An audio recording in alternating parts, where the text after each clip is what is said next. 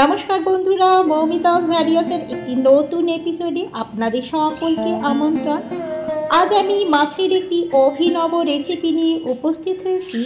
এই রেসিপিটি বাড়ির ছোট থেকে বড় কোনো একটি অনুষ্ঠানে যদি তৈরি করে নিতে পারেন, তাহলে বাড়ির সকলে আপনাকে পঞ্চমুখী প্রশংসায় ভরিয়ে তুলবে।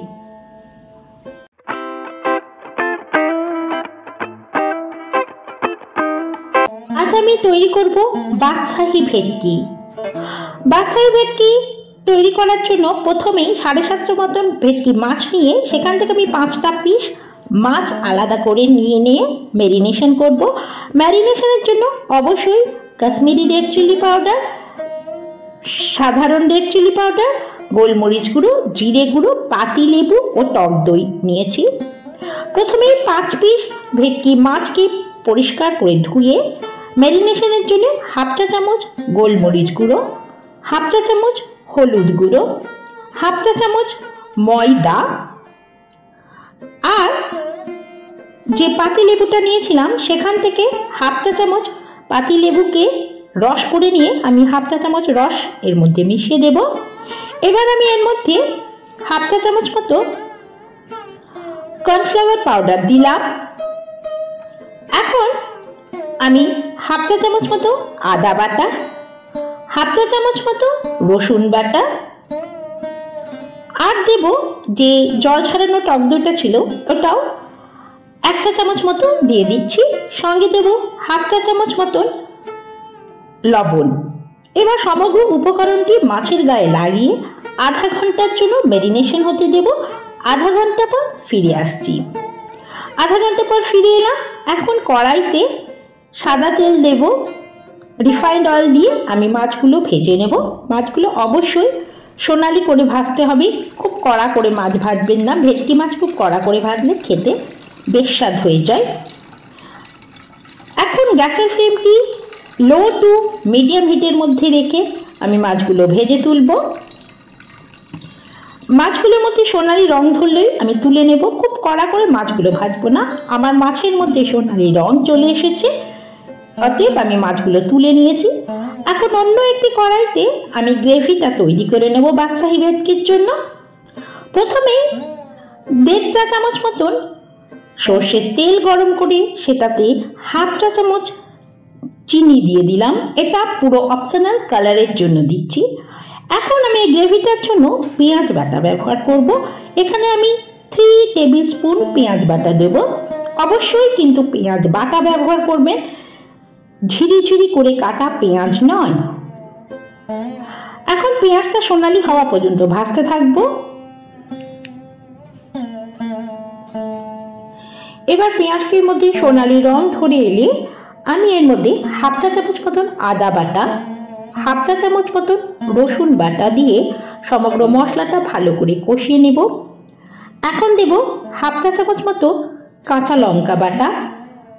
আমি এখানে 1/2 চা চামচ মতো ব্যবহার করব। আপনারা যে রকম ঝাল খেতে পছন্দ করেন সেরকম ব্যবহার করবেন। সমগ্র মশলাটা আবারও কষিয়ে নেব। এখানে একটু গ্লেজ ভাব আনার জন্য 1/2 চা চামচ মতন আমি সর্ষের তেল ওপর থেকে দিয়ে দিলাম। এটাতে কিন্তু খাদ্যের টেস্ট, মশলা কষানোর সময় সর্ষের তেল একটু দিলে মশলাটার মধ্যে খুব সুন্দর একটি টেস্ট ইনক্রিজ করে। এখন আমি 1 টেবিল স্পুন মতো লবণ দিয়ে দিলাম, 1/2 চা চামচ মতো হলুদ গুঁড়ো দিয়ে দিলাম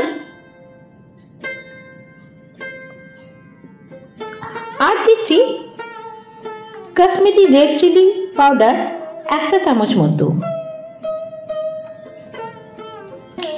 এবার এর মধ্যে 1/2 চা চামচ মতো জিরে গুঁড়ো ও 1/2 চা চামচ মতন লাল লঙ্কার গুঁড়ো আমি এই মশলাটির মধ্যে দিয়ে দিচ্ছি।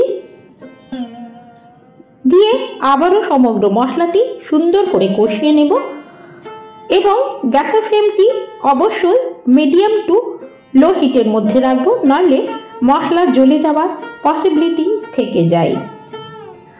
ভালো করে আবারও মশলাটি কষিয়ে নিব। এখন একটি মশলার মেন ইনগ্রেডিয়েন্টস দেবো বাদশাহী ভেটকি। সেটা হলো 1 টেবিল স্পুন মতন কোকোনাট পাউডার, বা আমি দিচ্ছি নারকেল গুঁড়ো। আপনাদের কাছে যেটা অ্যাভেলেবেল আছে সেটাই দেবেন। 1 চা চামচ মতন নারকেল গুঁড়ো আমি এখানে দিয়ে দিলাম। আমারটা ড্রাই পাউডার ছিল, আপনারা টাটকা নারকেল পাউডার পেলে অবশ্যই নারকেল গুঁড়ো দিতে পারেন। আর দিচ্ছি 1 চা চামচ মতন কাজু আর চারমগজকে একসঙ্গে বেটে আমি এই মুহূর্তে মশলাটির মধ্যে যোগদান করব।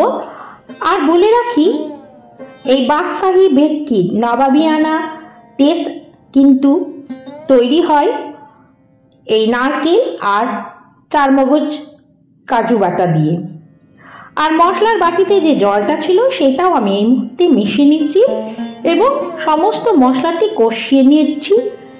দেখুন মশলাটার মধ্যে আস্তে আস্তে রঙের পরিবর্তন আসছে, সুন্দর একটা কালারের সৃষ্টি হচ্ছে। এবার আমি এর মধ্যে আগে থেকে জল ঝরিয়ে রাখা যে টক দইটা ছিল ওটা বড় চামচের 1 চামচ দিয়ে দেব।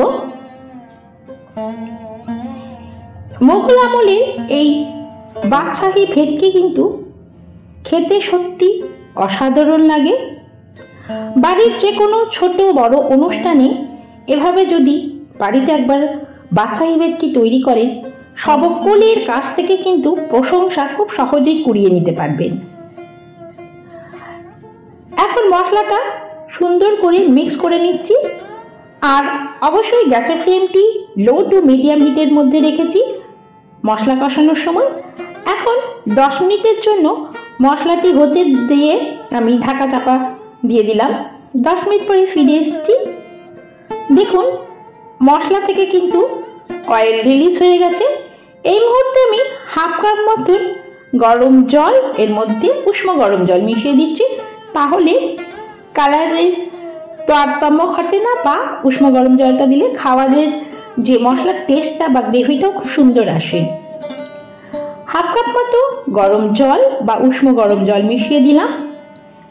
এখন আবারও লো হিটে আমি 4 মিনিটের জন্য গ্রেভিটা ফুটতে দেব। 4 মিনিট পর ফিরে আসছি। 4 মিনিট পরে ফিরে এলাম।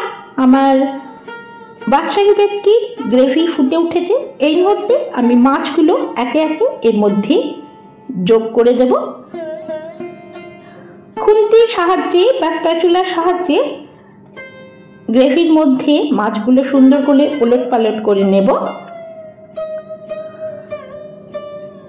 আর এই ভেটকি মাছের তো আমরা ঝাল, ঝোল, পাতুরি কত রকমই না খেয়ে থাকি, কিন্তু এই ধরনের বাদশাহী ভেটকি মাঝে মাঝে করে নেবেন, খেতে কিন্তু সত্যি অসাধারণ হয়। আমি ঢাকা দিয়ে রেখেছিলাম, ওই 10 মিনিটের মতন পরে ফিরে এলাম। মাছগুলোর মধ্যে সুন্দরভাবে গ্রেভিটা প্রবেশ করে গেছে। এখন আমি ওপর থেকে কিছু ধনেপাতা স্প্রিঙ্কল করে দেব। ধনেপাতা মেশালে বাদশাহী ভেটকির মধ্যে খুব সুন্দর একটা অ্যারোমার সৃষ্টি হয়, আর খেতেও কিন্তু দারুণ লাগে। এখন মাছগুলো গ্রেভির মধ্যে দিয়ে 10 মিনিটের জন্য ঢাকা চাপা দিলাম। 10 মিনিট পরে ফিরে আসছি। বাদশাহী ভেটকি রেডি। মোগল আমলের বাদশাহী ভেটকি একটি সার্ভিং বলে সার্ভ করে দিচ্ছি। এটি লুচি, পরোটা, পোলাও সবের সাথে কিন্তু দুর্দান্ত চলে। আপনারা অবশ্যই বাড়িতে একবার তৈরি করে দেখবেন। থেকে আমি ধনেপাতা আর নারকেল গুঁড়ো দিয়ে গার্নিশিং করে দিচ্ছি। সামনেই বিভিন্ন ধরনের উৎসব আসছে, ক্রিসমাস আসছে, নিউ ইয়ার্স আসছে। নিউ ইয়ার্সের পার্টিতে, ক্রিসমাসের পার্টিতে এই ধরনের একটি রেসিপি তৈরি করে দেখবেন। সকলের কিন্তু নাম অবশ্যই করাবেন, এই গ্যারান্টিটা কিন্তু আমি দিচ্ছি। খেতে কিন্তু সত্যি সুন্দর লাগে। খুব কম সময়ে কম উপকরণ দিয়ে বাড়িতেই তৈরি করে নেওয়া যায় এই নবাবী আমলের বাদশাহী ভেটকি। আমার রেসিপিগুলো যদি আপনাদের ভালো লেগে থাকে অবশ্যই লাইক, কমেন্ট, শেয়ারের অনুরোধ জানাচ্ছি। আমার চ্যানেলের পুরনো বন্ধুদের আন্তরিক ধন্যবাদ। শীঘ্রই আবারও একটি নতুন রেসিপি নিয়ে উপস্থিত হব। ততক্ষণ ভালো থাকুন, সুস্থ থাকুন, উৎসবে মেতে উঠুন। আজ আসি, নমস্কার।